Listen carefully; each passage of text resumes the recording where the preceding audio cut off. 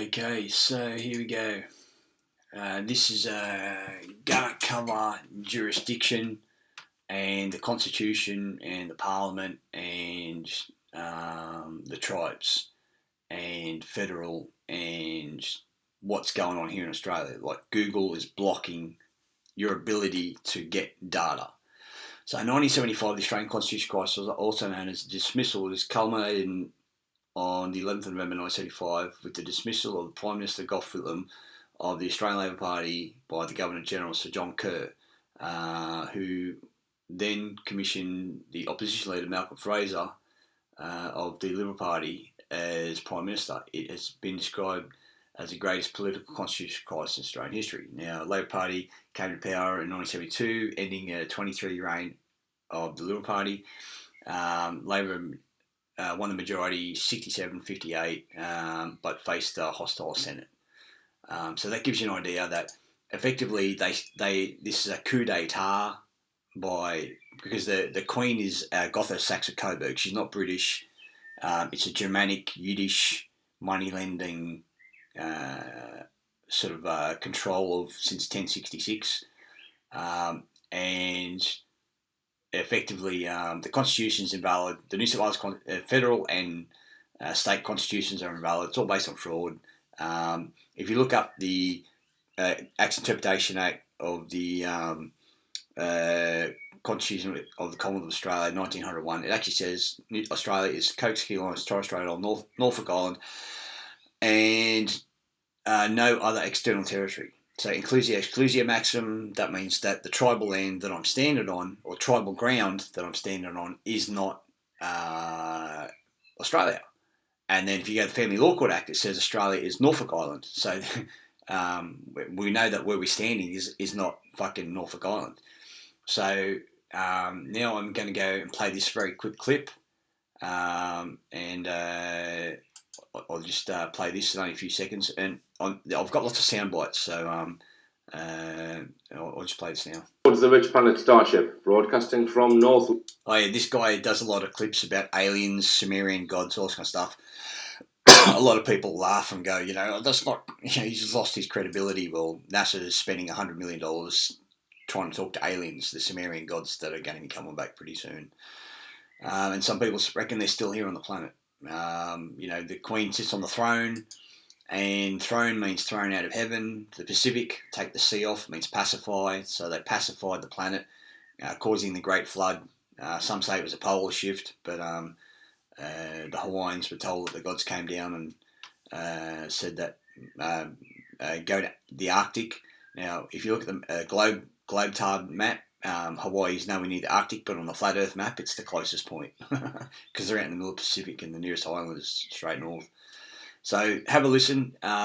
This will go somewhere very quickly, so you'll start to see the direction where I'm going. London, I'm Richard D. Hall, and I'm joined today by Muad'Dib. Welcome, Muad'Dib. Thank you for having me. Okay, now the last time we spoke about your trial, yes, which you won, and you were found innocent of all charges. Mm-hmm. And in that trial, they tried to convict you of trying to pervert the course of justice. Mm-hmm. And in that trial, you provided two broad lines of defence. The first one, which was quite profound, mm-hmm, that the Queen has no jurisdiction over you. Mm-hmm. The Crown, you don't come under the remit of their power, shall we say. Yeah. Now that defence in itself had two prongs to it. Yes. The first was that the stone of scorn. Now this is actual picture of the stone of scone, and it is a blue-green stone, blue-grey-green stone. Right, the stone of scone. So this is Bethel stone. It's very hard. It weighs 150 pounds more than the stone of scone, which is actually some Scottish sandstone. So when they stole this stone in 1950, December 25th, 1950, and they pissed off up to Scotland with it, there was a massive search, and then what they did was they got this Scottish sandstone, the stone of scone. It's not really the stone of scone. They got a piece of Scottish sandstone and they had made it to the same shape as this Bethel stone, and Beth means house and El means God. And what happened was they used the Scottish sandstone to train with, to practice lifting and moving it, so they could. It was like they basically practiced the act of doing it, like you do in the military. You do rehearsals, and so and then when they went to move this stone, it weighed 150 pounds more, and the four of them could not lift it. I think it was 350 pounds in total. Or the sandstone was 350 pounds and this one was 150 pounds heavier. If this is solid granite, it's going to weigh 3.5 tons per cubic metre, approximately. So water is 1 ton per cubic metre, soil is 2.5 tons per cubic metre if it's clay, and concrete is 3.2 tons, I think, somewhere around there. So what happens is the Queen was coronated. So they put the fake sandstone in the old church where this stone sat for 300 years before the English came up and stole it. And then they rang the police and told them the stone's there, and they picked up the Scottish sandstone, they reported it, and then they realised it was a fake one when it got back to England, and they couldn't turn around and say it's a fake one. And 3 years later, on December 25th, 1953, I think it was. Anyways, 3 years later, Queen Elizabeth was coronated. She's not a queen. She's a dog, right? She's not a dog. Dogs are great. She's a fucking grub, right? She's just a Germanic Yiddish grub. And so what you've got going on is you've got the authorised takeover of tribal lands. We'll call it Australia. You've got this guy, you'll hear him say pretty much straight away that he won his case based on the fact that the Queen wasn't coronated. About your trial, which you won, and you were found innocent of all charges. Mm-hmm. And in that trial, they tried to convict you of trying to pervert the course of justice. Mm-hmm. And in that trial, you provided 2 broad lines of defence. The first one, which was quite profound, mm-hmm. that the Queen has no jurisdiction over you. Mm-hmm. The Crown, you don't come under the remit of that. Okay, so Crown comes from the Hebrew word Karen, Q-U-A-R-N or K-A-R-N, and it means horns. So when Moses came down from the Temple Mount, from the mountain I should say, and the Israelites were terrified because his face shone, his face didn't shine, his face bore the horns, his face had Karen. Obviously, I can't speak Hebrew, but the word crown, like Crown Solicitor's Office, means the horns of the sun. Yeah, solace means sol means sun, and solicitor means earth. Yeah, so sun over earth. So crown, horns, sun, earth. So now we'll go to naturalisation. So we've covered the illegal constitution, the illegal state constitution, the illegal occupation of tribal lands, which I'll get to in a minute, tribal ground, I should say. Then we've covered, just to cover the alien thing because he does alien stuff, but the clip there, he does 3 clips. You got to watch it, really good. So we've got naturalisation, the act of adopting an alien into a nation, and clothing him. That's a big word right there, clothing. Right, and clothing him, right, because you were a child of the forest, civilly dead, clothing him with rights. That means comes from rectus, which means must be rules. Rights possessed, so you're going to be possessed by a natural born citizen. So natural born. So you're not. It's a natural birth citizen. So that's an oxymoron. Because C-ite Zen. That's C-ite. Come on. C-ite. ITI, ITY, ITE, IT, and Zen is a conditioned state of the mind. So you're a sailor people mind state. Collective naturalisation takes place where a government, by treaty, so every time they sign a treaty, they're naturalising you as part of the New World Order, right? Or by cessation, which means termination. Cess is waste, yeah? A cesspit, yeah? S is the force, and ION. There's your ego, the mind's eye, and the reptilian part of the brain, the snake. So that you need the ego, the eye, and the reptilian part of the brain, because that's fight or flight. That's your visualization, and that's your ego. They rely on the ego. That's what put the eye in the move, and that creates a movie, and they use the stars. So collective naturalisation takes part where a mind-controlled government, by treaty or cessation, acquires the whole or part of a territory by a foreign nation and takes to itself the inhabitants thereof, clothing them with the rights and citizenship, either by the terms of the treaty or by subsequent legislation. And so this is a definition, and this is how they give the definitions. Because when you read the when one when one reads the meaning of the words in Latin, it betrays their mens rea, the direction of their mind. And only when you read the words in Latin do you really know the true meaning of a word. And then a word, it comes under lex, as in lexicography. So word is the law. So when you know the meaning of the word, then you know the law, then you know the mens rea. And then that's how they form these findings in court based on the Latin, based on the meaning of the word. So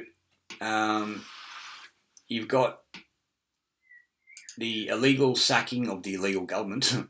You've got the Queen wasn't validly appointed using the correct instruments. I just touched on that. Naturalisation, which is done through treaty or by cessation. So what do? They ceased government and then they entered into treaties. There you go, right there. So they ceased the government, the Parliament of the people, which pretty much looked after the people, except for what they did to the blackfellas. And then they treated with private member associations. Now you've got to remember that these are all corporations. The Queen's King and Queen in English law is a corporation. It's a sole corporation. So then we go to Mort Main. And so you've got the status of lands or tenements held inalienably by an ecclesia or other corporation.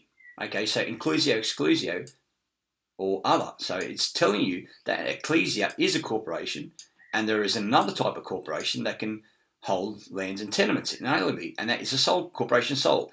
So a sole corporation is a sovereign. You look up king, it'll say sole. Go to Black's Law, type in kings, it'll give you sovereign. And then you look up sole corporation, it'll tell you it's a sovereign. And so you got to look up the three variations of the three things. So king is a sovereign, look up sovereign and give you king. You look up sovereign, you look up sole corporation, then it'll say sovereign and king. So you got to look up each three and they overlap. So then you come down here to, so we want to be able to hold our property inalienably, but you've got to do it using a corporation, right? An all caps entity, and I'm pretty sure it needs to be unincorporated, a natural person. So if you register to the state, you become an artificial person. And that's why when I said to a copper when they were evicting me from the house, that you know that those people that you see driving down the road and you say, it says do not engage, they're either pedophiles trafficking children who they on your computer system say do not engage, or they're out of the system. And he just froze, and I knew from his reaction that he had encountered on the computer system do not engage, and he just paused for about it was just like a fucking he was just accessing his memory, and he was just processing what I was saying, and he just walked off without saying a word. So how do you hold lands and tenements inalienably by an ecclesia or by a corporation? Mort manus, dead hand. So what's dead hand? So we'll go to dead hand, and so die, pass away by failure, decay, perish, blah blah blah, and then it says hand, fist, team, gang. So that means force in Latin. So once you understand what these things are and how they come about, it's through force. Band of soldiers and handwriting. So through the handwriting, using force, they will create an army and they will kill you off. All right. So if I'll go to my. This is out of character. I'll go to civilly dead. Civilly dead. I'm just sending myself a few things. Civilly dead. Mandate, jurisdiction, concealment of facts, money payment, usury, civilly dead. In old English, de facto, respecting, why is that coming up civilly dead? In English, de facto means respecting or concealing a principal act of murder. So when you're saying you're civilly dead, or de facto, you're saying you're civilly dead. And come on, so civiliter mortis, civilly dead in the view of the law, the condition of one who has lost his civil rights and capacities, and is accounted as dead in law. So if you're registered to the state, you're civilly dead. So we've got Walt Main. Now let's do federal, because a lot of people were really impressed with the finding of the word federal. So if you look up federal on Google, this is what you're going to get. That's all you're going to get. You're going to get federal, having a relationship with a system of mind control, relating to denoting, denote, D is no, NO is no, and T is the mark. No noting, no marking. Anyway, so, and then you come down here, you get foederati, and so you go, oh, what? And you Google foederati, and foederati were the defeated Germanic tribes, and there were the Vandals and the Visigoths, and there's a few others, and they signed up to fight for Rome, and their main job was to, if you look at the mechanism, don't look at all the waffle, look at the outcome. They would kill for Rome and collect gold for Rome. So to supply soldiers and gold to Rome for Rome's purposes only. That's if you look at Foederati, and it talks about Visigoths and all this kind of stuff. It'll wind on and fucking Google and Britannica for ages. But then when you come down here, you go to the, this word here is deduced from its original, which is copyrighted and patented, and you can't fucking change it. So for the commoners, they'll give you this fucking vomit here. You know, when you eat Maccas and you sit there after about 10 minutes and it regurgitates up and you end up eating your own, technically you're eating your own vomit. That's your body telling you that you're eating poison. Because it's the wrong frequency, it's the wrong atomic structure, it's the wrong the wrong chemicals, the whole lot. So basically, we don't want to eat our own vomit, which is this shit here. So we want to go down to the deduced original, which means legal covenant. But we'll take photos anyway, and we'll go to William Whitaker's words. So William Whitaker's words will tell you foul, filthy, unclean, disgusting, loathsome, ghastly, and that's what a debtor is to a creditor in the Pharisee, Egyptian, Judaic, or Ashkenazi Jew, Germanic, Yiddish system. Because they're all Caucasoid. They're all fucking from the Caucasus. So it's a filthy, unclean system. And you can go here and, you start reading it. It's a contract, and it's an agreement, it's an alliance, peace. Well, the only way you can have peace is if I give you a peace and we sign a treaty, and a treaty means to give away.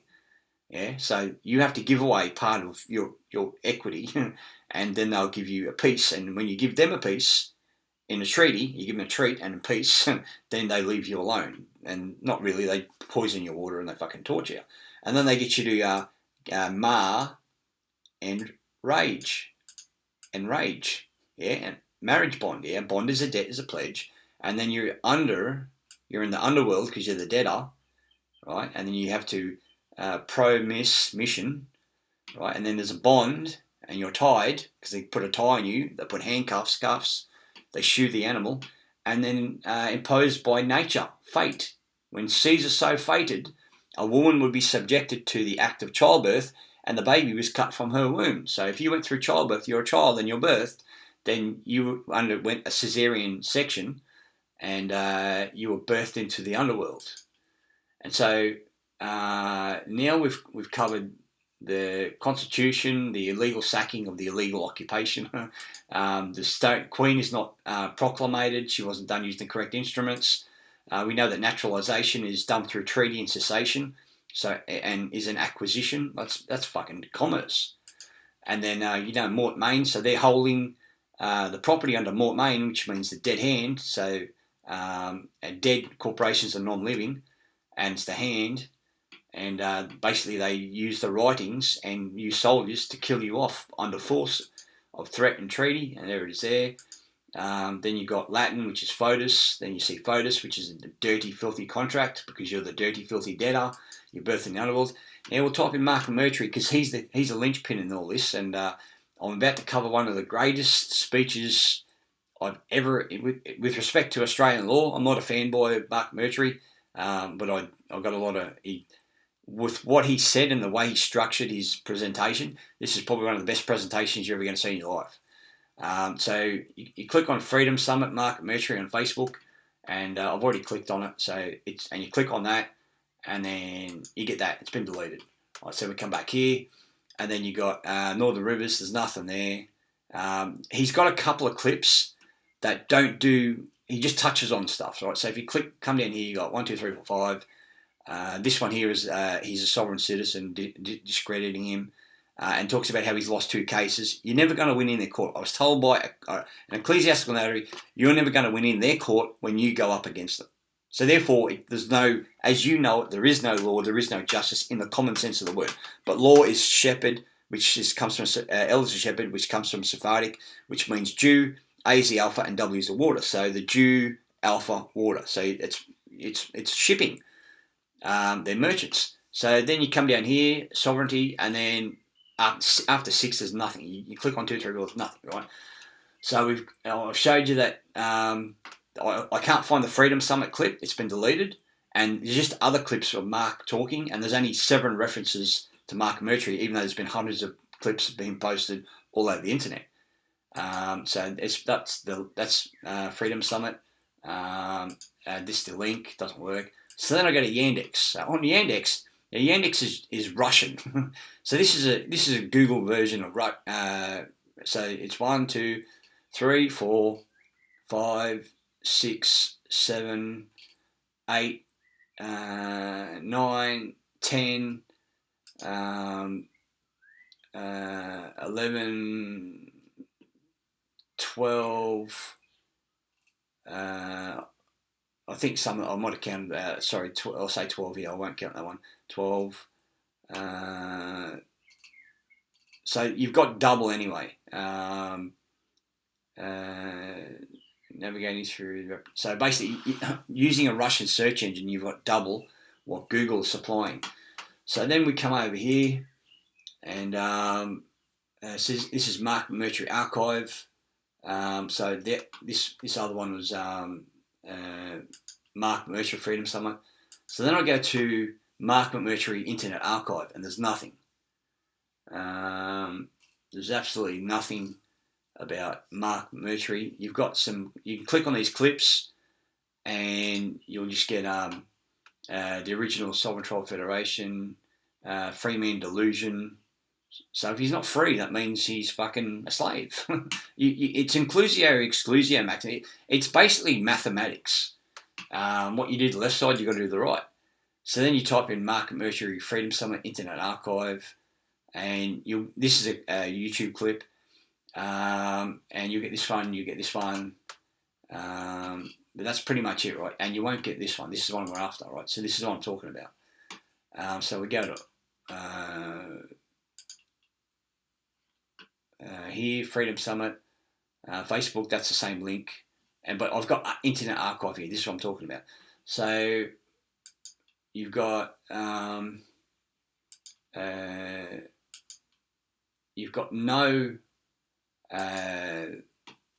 basically no links to the clip. It's been deleted off the internet. Now I knew Internet Archive existed, so I came to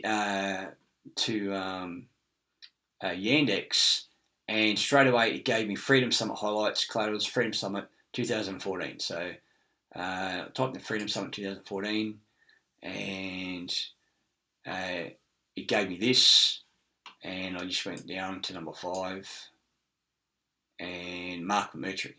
So now I'm going to play Mark Mercury's clip, and you've got to go and watch the whole clip. And what you've got to do is you've got to download it, right? You can scroll down here, click Show All, and then you pick the right one. So you come down here, and it's Freedom Summit, this one here. So it's not numbered, but 1, 2, 3, 4, 5, 6, 7, 8, 10, 11, the 11th line down. So now we'll play this clip, and you can have a look. Now you really got to go and watch this whole clip. I'm not kidding you. It took me 4 hours just writing down points. This clip is that good. It's not funny. All right. Also go and watch Moadib. So Moadib proved that the Queen wasn't coronated. The creation of the all of the ABN entities in Australia, even though it's Australia's Coast King Islands, Torres Strait and Norfolk Island, they superimposed their paper over the ground, and they're saying their paper is the ground. I'll do one more search. I'll do appellation. I'll show you appellation before I play the clip.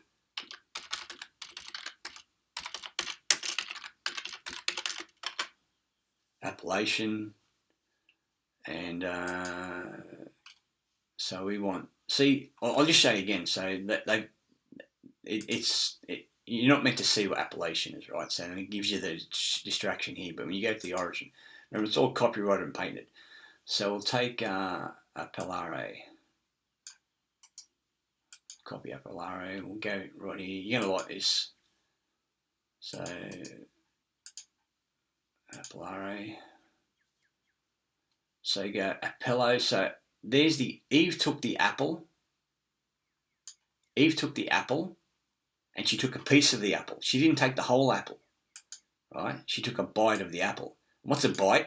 A byte is information. It's data, right? A byte is 8 bits, right? 1, 2, 3, 4, 5, 6. Well, she took a bit of a bite anyway. So appello, appellare, appellavi, appellatus. Right, so then it says to call, address, done, solicit, bring to court, accuse, a name. Yeah. So then we'll go down. So that's first person, second person, third person. First person is I, second person is you, third person is we.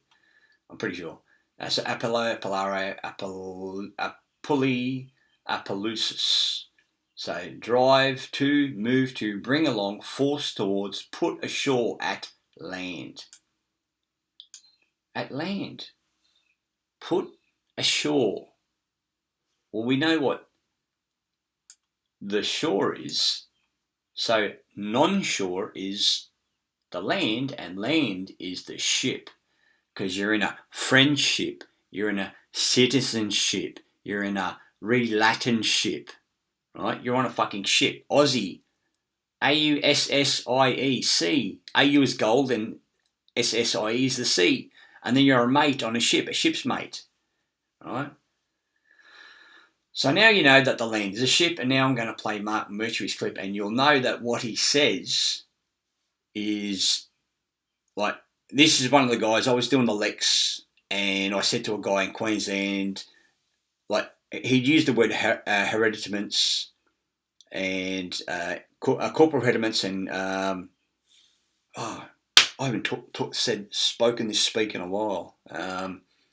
Corporal and incorporal hereditaments. And so corporal hereditaments, core is a body real, and hereditaments, your estate, to be vested in you when you're as the heir to the estate when your patriarch dies, and ark is a ship. There goes maritime again. And so then what happens is you've got incorporal hereditaments, which are titles like lord.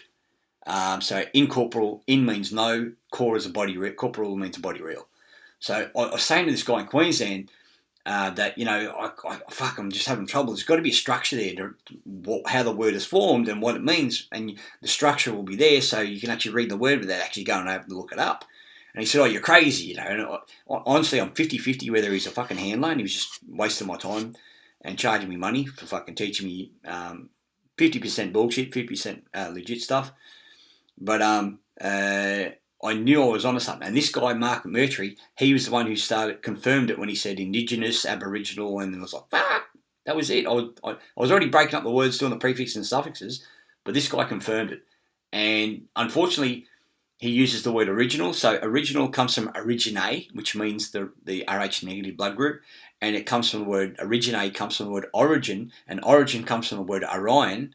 And they are said to be from the Orion group, and they were thrown out of heaven. They're the fallen angels. That's why they sit on the throne, right? So they have no claim. They're the artificials taken on the naturals, and they're using the naturals to kill the naturals. They're forming armies out of the people, dumbing them down with fluoride, and they get them to kill their own people in another country.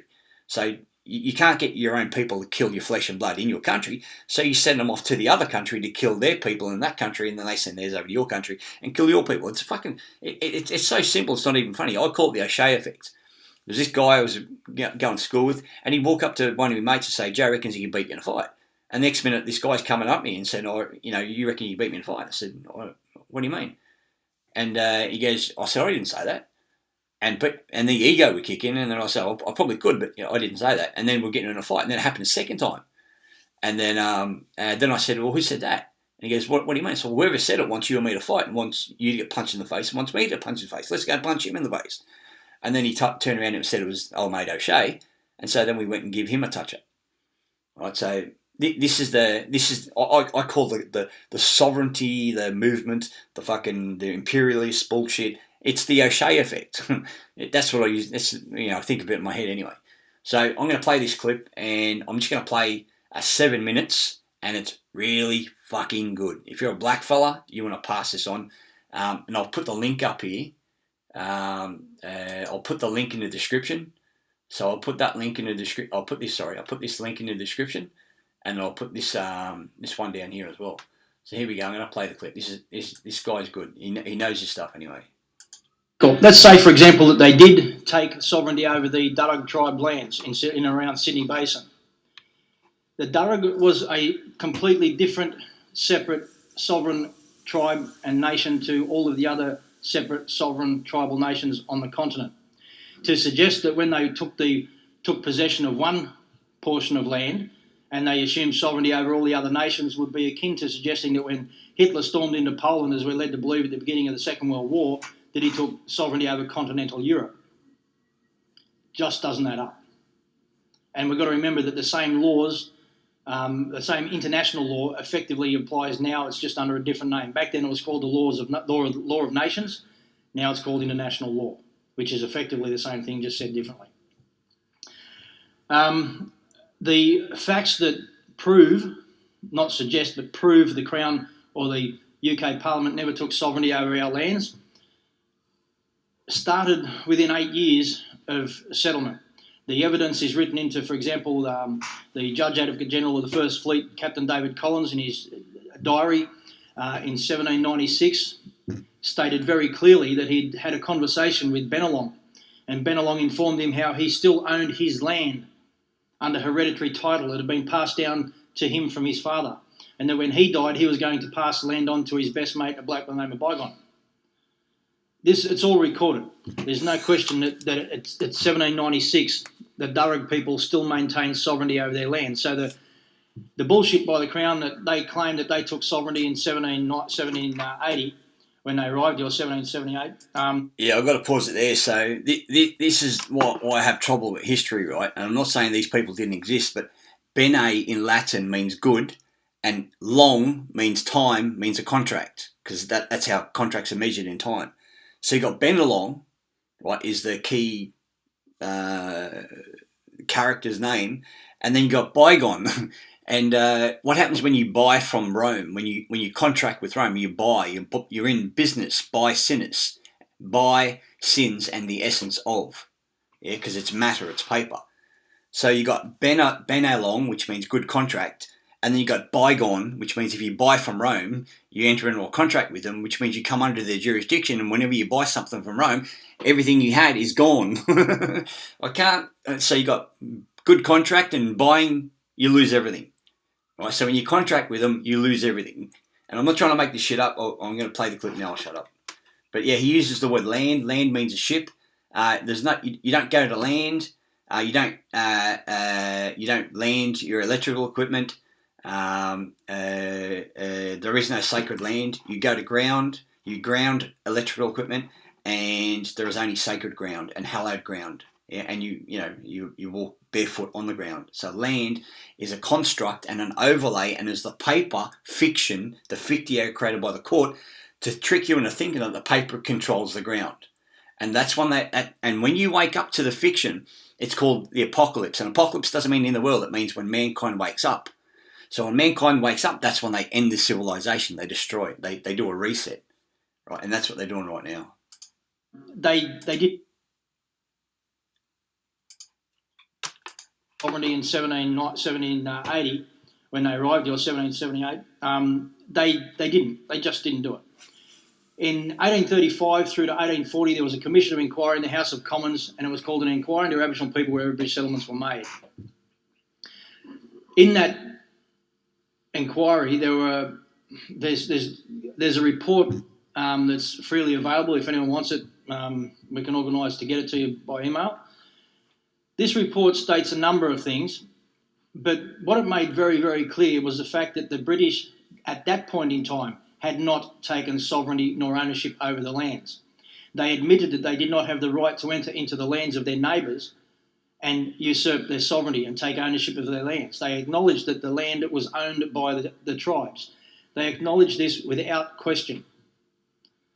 So until 1840, we can see that the British admitted and accepted they did not hold sovereignty. But what happened was that, for example, in 1840, 1841, here, we had cases like the Crown versus Tommy. And these cases were heard by so-called judges here who disobeyed their own law and tried Aboriginal people for various crimes under British law, which they had been told they could not do. So what they set about to do was to set precedent law in place so that they could continue to do that ad hoc, ad infinitum. The one thing they didn't do, and I'll harp on this a bit, but I'll make it very clear towards the end, they did not take ownership over the land or the people. Okay? They did not. I'm probably going to piss a few people off when I start getting into land title in a little while, but if you hear me through to the end on that one, there is a solution. There are a number of these cases that went on through to about 1875. In 1875, on the 2nd of August, Queen Victoria, actually, in 1844, Queen Victoria created an ordering council. And an ordering council is an amendment or a statute that is created by the monarch that cannot be repealed by anyone but that monarch. If the monarch of the United Kingdom Parliament that creates a particular ordering council does not amend or repeal it, it cannot be amended nor repealed, and it's locked into law. In 1844, Queen Victoria made an ordering council that stated that the settlers were not allowed to allow the tribal peoples to be the authors of unintentional injury to themselves, and they were not to buy lands off the tribes if the purchase or the removal of the land from the tribe was going to cause the tribe any inconvenience or hardship. In 1875, Queen Victoria created another ordering council where she amended the Pacific Island Protection Acts on the 2nd of August 1875. Section 6 of that amendment was very clear, and it stated that the British settlers and their courts were not allowed to exercise the jurisdiction or the laws of the Crown or the UK Parliament against the tribal peoples. It says that they were allowed to establish courts of justice, that they were allowed to establish admiralty courts, that they were allowed to do all sorts of weird and wonderful things, but they could not slate any of that against our people. Section 7 of the same amendment states under the title of rights of the tribes that they were not allowed to extend or construe, in other words, bullshit, to extend sovereignty or jurisdiction over the tribes, and that such sovereignty was to remain with the chiefs and the rulers of the peoples of the tribes here and in the Pacific Islands. I've got one academic who is arguing with me about the application of the Pacific Island Protection Act on this continent, and it has to do with a line that was drawn down the western side of the Pacific, but that particular section is voided by the nature of the Crown. A very long story, and you really don't want to hear it, but effectively it comes down to what is a civilised society. And it cannot be argued that a civilised society is one that tortures, slaughters, rapes, pillages people, buries kids up to their necks in the sand and kicks their heads off. That is not a civilised society, not by anyone's rule. But that's another story. There are a set of rules that govern the operation of the United Kingdom's parliaments, including those here. And those rules are called Halsbury's Rules. They've been amended over the time, but in relation to the period of time that the Pacific Island Protection Act was created and amended, and that the Constitution of what people call the Constitution of the Commonwealth of Australia was created, is edition 3 of Halsbury's Rules. Now, if you go to page 337, paragraph 559, part 12 and 12.1, it states very, very clearly that all parliaments are supreme in their sovereignty and their authority. And it states very, very clearly that the British Parliament was not allowed to usurp the sovereignty of the Maoris assembled at Waitangi, and that the Maori were not allowed to usurp the sovereignty of the UK Parliament and its monarch. And the reason they used the Maori as an example was just as an example. It applied universally. And all of these things lock in together. An interesting principle of law is that if one statement is out of step with the law, it will not fit. But as you can see, all of these circumstances fit. Then what happened was that in 1900, there was a thing called 63 and 64 Victoria, Chapter 12, an Act to Constitute the Commonwealth of Australia, 1900 UK was created. That Act was created by the application of the royal assent of the monarch of the United Kingdom Parliament, and so therefore applies only to British subjects.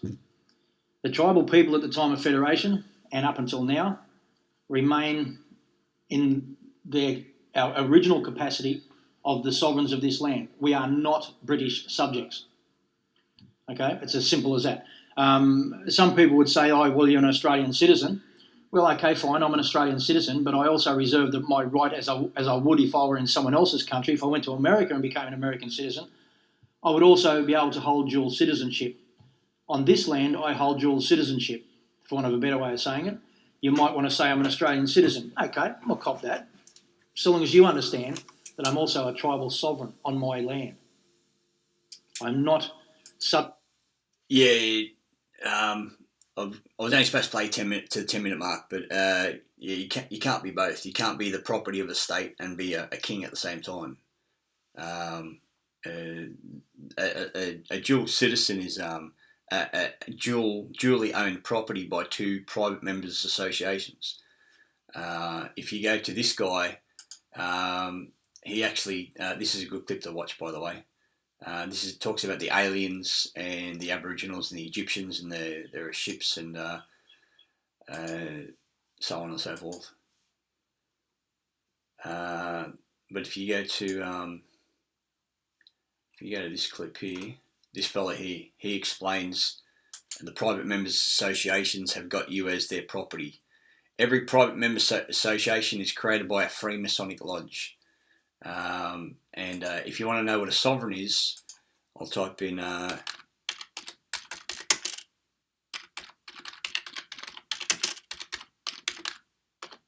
Penrith Freemason Lodge. There's your sovereign right there. Mountains, Riverlands, Sovereign Council. St. Mary's, the Penrith Sovereign Council. Mountains, the Sovereign Council. There's your sovereign citizen right there. Right? That CH is K, Capo, and Ter is Earth, captains on Earth.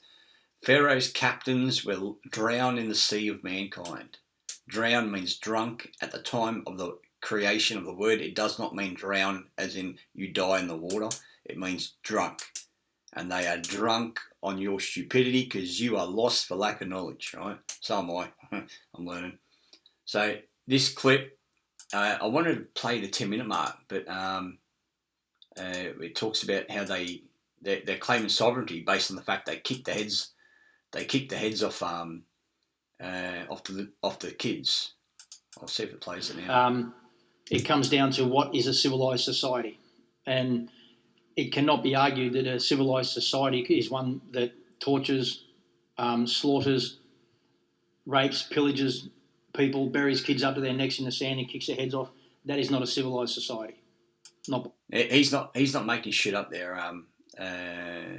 That's documented as happening from my memory and happening in Queensland, or my memento.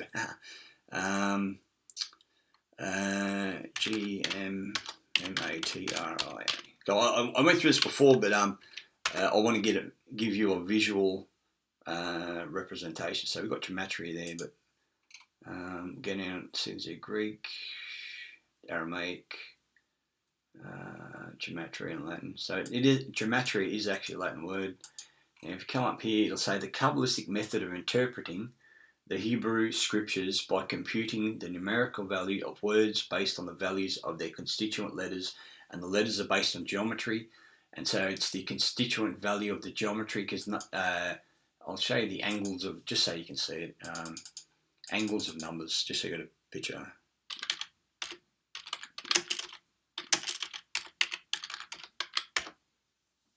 There you go, so that's the angles of numbers. So one is one angle, there's two angles. So the angle is the inside It's the inside. 1, 2, 3. 1, 2, 3. 1, 2, 3, and it should have a leg down here for 4. 1, 2, 3, 4, 5. 1, 2, 3, 4, 5, 6. 1, 2, 3, 4, 5, 6, 7. 1, 2, 3, 4, 5, 6, 7, 8. 1, 2, 3, 4, 5, 6, 7, 8, 9, and no ankles. So we'll go to here to look up gematria. So you know that appellare is to call to land, to put ashore, right? So land is ashore, right? So it's a ship. So shore is the shoreline. Now you've got shore, and so you've got bene and long. Bene meaning good, and long meaning time, meaning contracts. Contracts are measured in time. Bygone, which means if you buy from them, you're gone because you're going to lose everything. And I'll explain why in a sec. And sheriff is shire griffer, which comes from shore and reef. Sheriff is shire, reef is shore's reef. And so when you live in the Shire, you're saying you're living on the shore because it's the tidal zone, and the Queen only had Admiralty over the water, and he even told you that all the courts are Admiralty courts. And Mark talks about ownership. No, he should be talking about control. Right, so ownership comes from the root of the word OW, OWE is the root of OWN. So if you're the owner, it means you owe someone a tithing. So gematria, and what do you get? Oh, what's going on? Work. Oh, something's going on.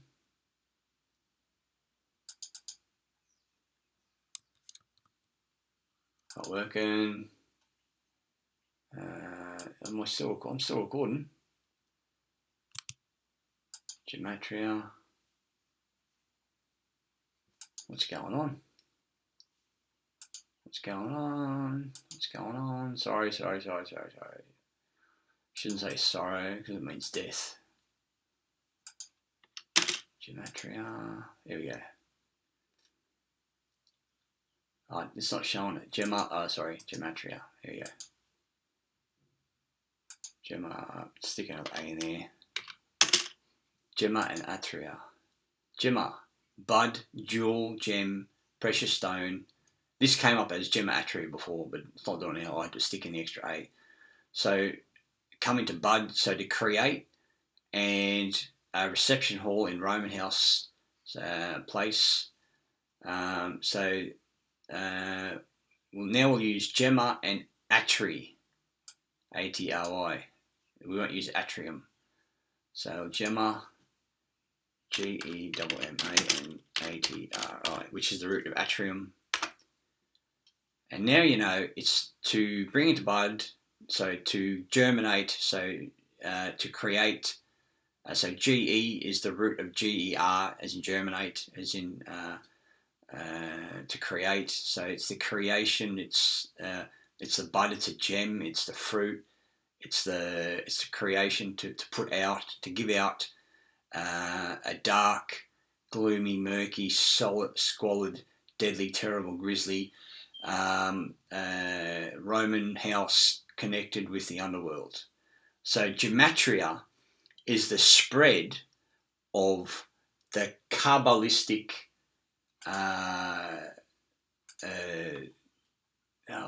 the Kabbalistic method of interpreting the Hebrew scriptures by computing the numerical value of words based on the values and the constituent letters. And so the gematria is basically used, it's a form of magic, and it's based on paper, papyrus, and a codex, and papa, P-A-P-E, papi is father, and R is man. So the paper manifests, the copy goes, it's written on this paper and it was ordained by the magistrate, and you can tell it to the magistrate. But if you go to magistrate, we'll go to magistrate, I should have it here somewhere. So magistrate, magistrate.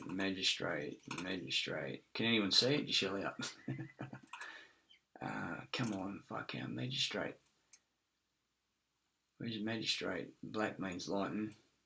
There you go. There's one for the books.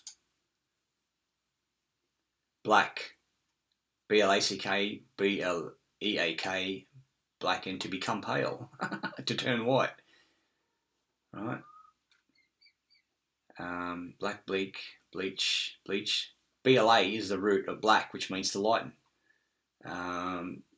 So, yeah, we're speaking backwards, basically. Magistrate. Magistrate. We've got a magistrate. Here we go. So he's a magistrate. So Marx said they're courts of admiralty, which is maritime. So they've turned everything into maritime. And admiral. So it's A-D-M-I-R-A-L. Maya means filth. A-L is God. So it means no shit God. It's bizarre. An officer or a magistrate that has the government of the king. So an officer or a magistrate that has the government of the King's Navy and the hearing and determining of all cases as well as civil and criminal belonging to the sea, right? The sea is a fee. Yeah? You get it? So Mark is right because the magistrate, now I'm going to speak to Rick Swift, I've spoken to him ages, but Rick will tell you under statute in Western Australia, and if it is in Western Australia, it applies in New South Wales because it's the same constitution, it's the same legal system. And he says a magistrate is a registrar, therefore a magistrate can do the job of a registrar, therefore a magistrate is a registrar, and a registrar is not a judicial officer and can make no finding. Now, if the magistrate says, I'll make a finding in your absence, well, then you'll say, Halsbury's rules clearly states that administrative courts are not courts of law and have no basis in English law, and they'll say, oh, that's England. Well, no, English is what we're speaking, and it's the jurisdiction, because juris means to bind, as English is debt speak, and it's bind you, and diction is to speak. So the juris is the binding speak, and that's English. Anyway, that should be it. I've got some good ones here. I might have a quick look. What do we got here? We've got Admiral, Magistrate. You'll see here, benefacer, good, do good. Facer is the root of identitas, which means to create. Take the re off. What do you get? You get face, and face is a persona, is fiction. Benefactum, good deed. Then we've got bene meaning good, and ficium, beneficium is the fig tree. And if you become the beneficiary, you become the good fig tree. And then it's primus ficus, which means early autumn, which means the fruit falls in autumn from the tree. Anyway, so that's pretty much it. In Middle English, so you can see there that you've got idiot. Here we go. Idiot. Idiot is one that hath no understanding from his birth. So under means the debtor, no standing, no debt standing from his birth. That's abandonment, and therefore by law, by slave law, that's shepherd. Alpha's water, so it's maritime. Shepherd comes from Sephardic, which means Jew. Presumed, never likely to attain. Right? A man is not an idiot if he hath a glimmer of reason, so that he can tell his parents his age or the like commons matter, or like the commons matter. By old common law, there was a writ de idiota inquirendo, directed to the sheriff to inquire with the jury whether the party is an idiot or not.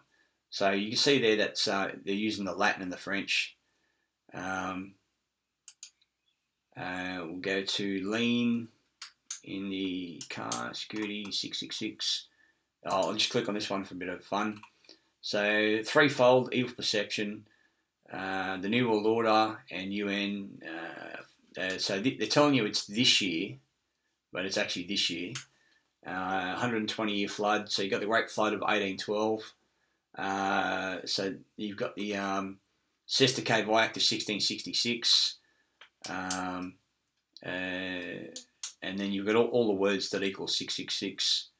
This isn't the one I was going to show you. We'll go back. This one here, I think it is. So the Earth axis of inclination is around the Sun is 666 degrees. The Earth's orbit, the Sun is 66,600 miles. The Earth's circumference is 600 by 6 nautical miles. The speed of the sound is 666 knots per second. The force of gravity on Earth is 666 newtons. The Arctic and Antarctic circles are at 66.6 degrees. Astronaut Peggy, spent 668. Astronaut Peggy Whitson spent 666 days in space. Distance to the moon is 6 times 60 times 66, 666 miles. The diameter of the moon is 6 times 60 times 6. Oh, okay, that's how they're breaking up. The sunset is divided by 3 degrees. By 3 degrees, 6 plus 6 plus 6, aka civil nautical astronomical twilight from the Mercury. The Sun is 660 times brighter. Using the inverse square law, Venus 467 Celsius or 867 Fahrenheit. The median of these two numbers is 666. Mars is 1.666 AU astronomical units. So this is Freemasonry. Now I'll throw this one in. This is you can pause it and read yourself. Basically, by giving vitamin C to rats that be with poliomyelitis. This is monkeys or rats? I can't remember this one. Monkeys, sorry. I thought it was rats. They get poliomyelitis to monkeys, and they cured the polioparalysis with in 32.9% of cases. Just with plain old-fashioned vitamin C, and they did that with 100 milligrams, which is basically the equivalent of giving a monkey one orange. There's 100 milligrams of vitamin C in your average orange. So imagine giving it a large dose. And then they gave us ascorbic acid, and the ascorbic acid only had an effect of, I think it was 10%. Anyway, so this is, you can pause this and have a read anyway. So the ascorbic acid was only 10%. Black is bleak. Okay, so with the word Niger, or Ni, the other variation of the pronunciation of the word, so No, Ni, Na, and U is all negative. So no, Niger, so Niger, which means black, which is the root of nigger, in Latin, Italian, and it's Latin and Italian, and Spanish, effectively means non-Germanic.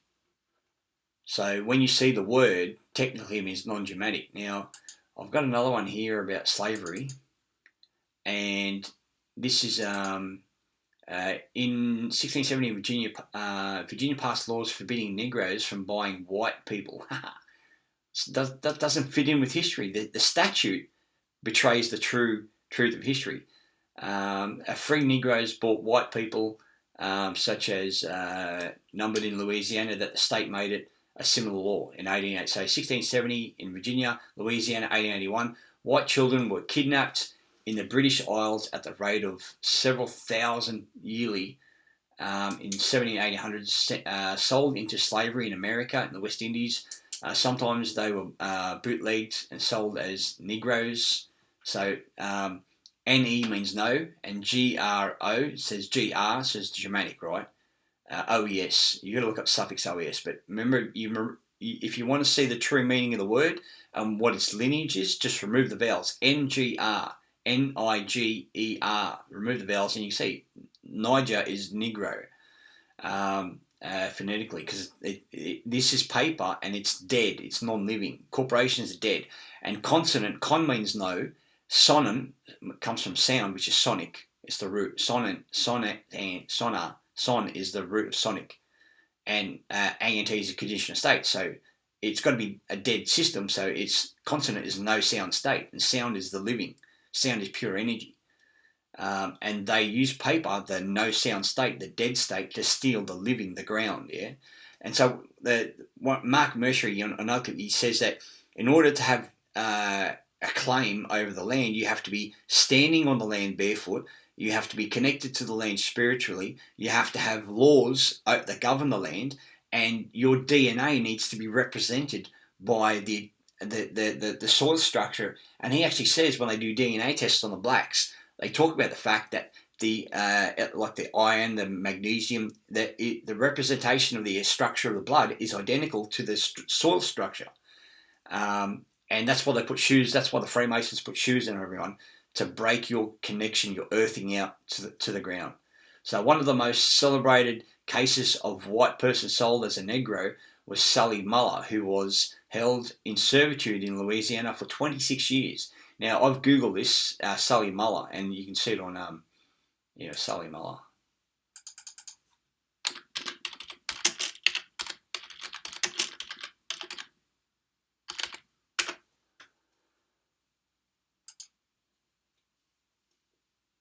The lost German slave. Now, obviously, based on the usage of the word black means lighten, and Negro, how could this woman be sold as a Negro? Because she's not black, so therefore the word Negro or nigger doesn't mean black. I'm deducing this from the usage and the acts and the statutes. And you had free Negroes in America buying white slaves. I mean, this is crazy. I mean, prove me wrong, because that's how I learn. Anyway, so it's just it's something crazy. This is the end of the clip. You can see there now that there was a legal sacking of the government by the Governor General, who's a representative of the Queen. She wasn't coronated on the Stone of Destiny, which is the Bethel Stone. You'll see here that if I go to history, there we go. You see here that power, shall we say? Yeah. Now that's the fake stone. Okay, so that's the Bethel Stone, and then we'll go to picture of the Stone of Destiny.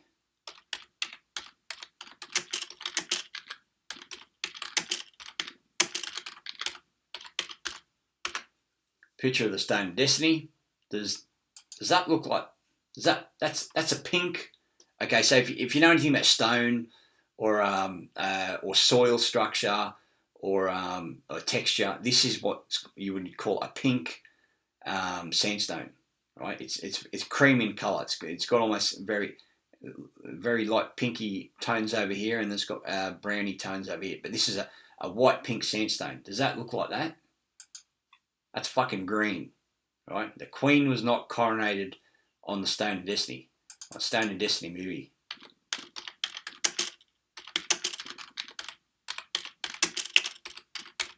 So how do they, right? How do they claim jurisdiction, right? How do they claim jurisdiction? It's based on trust law, right? The use of the name, the birth certificate. It's when you walk in a court and you go, oh yeah, that's me, I'm Joseph Gavin. Well, they only have jurisdiction over the name. The name is an entry in a debt ledger. Let's go Nomen. Nomen. An account, an entry in a debt ledger. All right, what does name come from?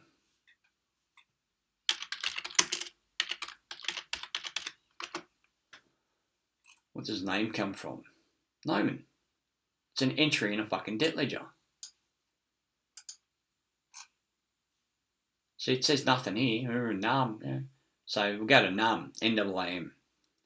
Right, when you go to Latin, it says nomen. So I'll go to I'll find num for you. I'll find num. If you're still here, N-A-M. I'll try name.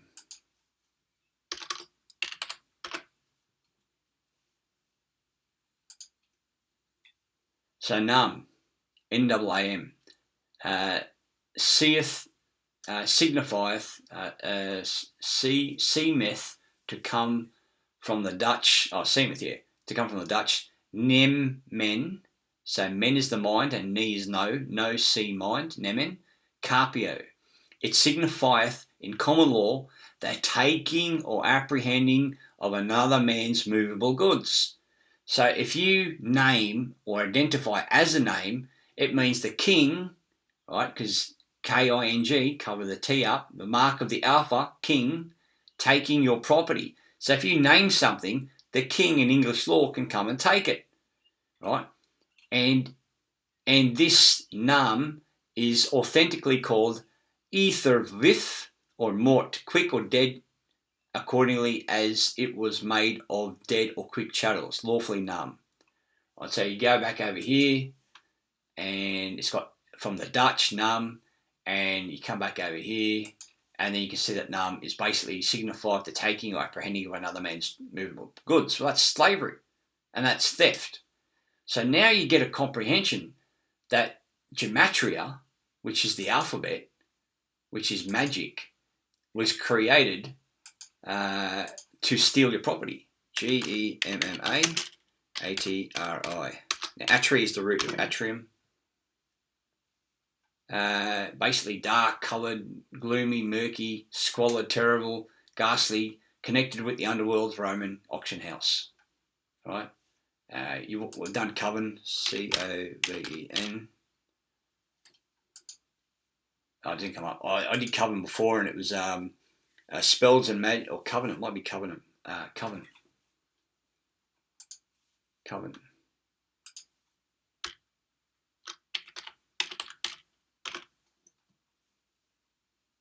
Latin word coven. It's not coming up. What the far out? Covin.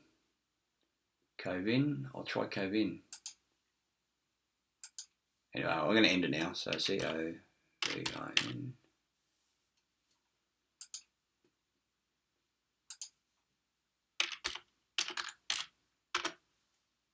Anyway, I found it the other day, and it's where magic, sacrifice, tallying, and where law is practiced. And that was Coven. Anyway, done.